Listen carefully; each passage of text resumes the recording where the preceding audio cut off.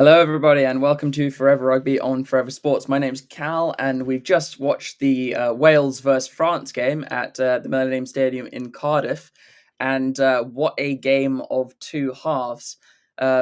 Wales looking the better side in the first half, despite going into a halftime deficit.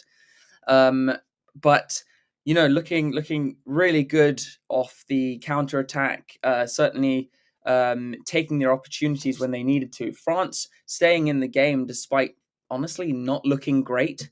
I suppose, it seemed that they were carrying on their poor form, and Ramos not looking too comfortable at 10, which kind of expected. He's not a 10, he's a 15, but France forced to make that change because of the injury to Jalibert.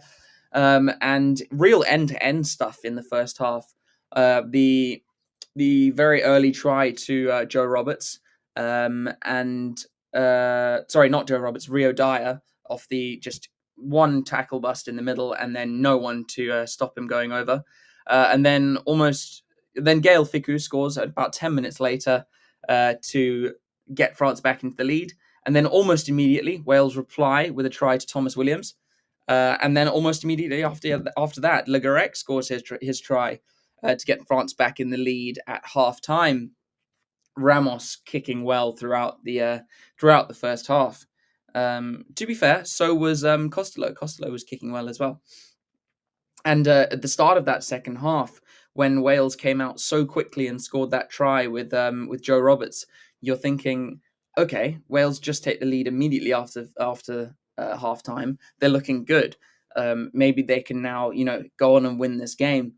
And then we had I'd say a slow 15-minute period where not a lot happened. And Wales just struggled to get their hands on the ball. And then from after that, France just started to open up through a few mistakes from Wales. Obviously, Coulomb got his try, which was really well worked after the denied try, and then Wales just compounding their own misery with the mistake from Winnett at the back, and then Davies charged down by Taoufik Fanua, may have been in an offside position, but not called, and then goes on to score that try. And from then on, it was pretty one-sided, the game. Wales couldn't get out of their half. France very disciplined, despite being overall not that convincing as a team. Couldn't really string it together very well. But Wales just couldn't get out of their half. France not giving them any easy exits.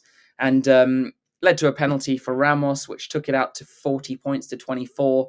And then obviously in overtime, Luku getting his first try in a French jersey, and really making that scoreboard exacerbated at 45 points to 24.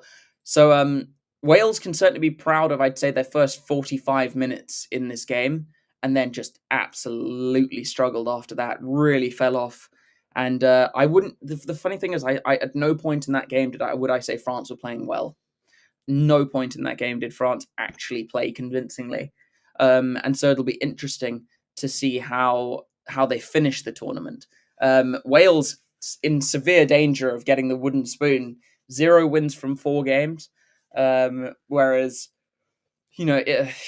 Italy have a win, a really good win yesterday against Scotland, and they had the draw against France. So I think actually Wales might have confirmed their wooden spoon in this tournament.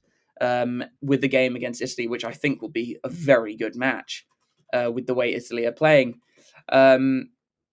But with the way things have gone, I think Gatlin is looking to build a new side. So, I mean, there are a couple of debutants there. There are a couple for France, and still a lot of work to do for Gatlin. But he's certainly a coach that can do it. But not looking good for Wales at the moment. But you can see what they're trying to do, and they do at times play very exciting rugby. And at times, like, I wanted them to win this game, but just not to be, and France end up blowing the score out of proportion. So it does end 45 points to 24. Good win for France in the end, although certainly not convincing, I'd say, style. They didn't look too comfortable in possession. but just very disciplined. And Wales didn't give away. They gave away 7 penalties, so not too bad. Pretty clean, but just made too many errors in key areas of the field. So a tournament to forget for Wales, and obviously Italy will be thinking we can get another win here in this tournament against Wales. France play England next weekend, which will be I think a tougher ask for France. Especially if England play how they did yesterday against France, I see England getting the win, but that it just depends. I think it's one of those if England turn up for that game.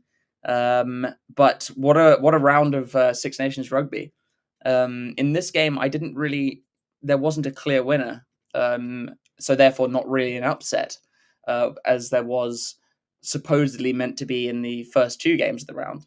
But that does bring to a close round 4 of the Six Nations. One more round to go, and I think only at this point England or Ireland can win the tournament.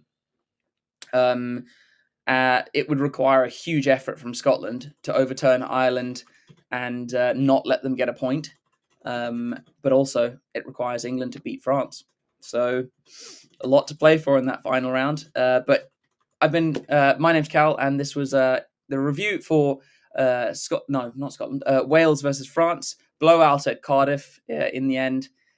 France coming away with a handy bonus point victory. Not quite getting above Scotland on the log, but still a good win for them. Don't forget to check out our sponsors in BitDefender and Boyle Sports for your top flight internet security and betting. And we will see you next week for the last for the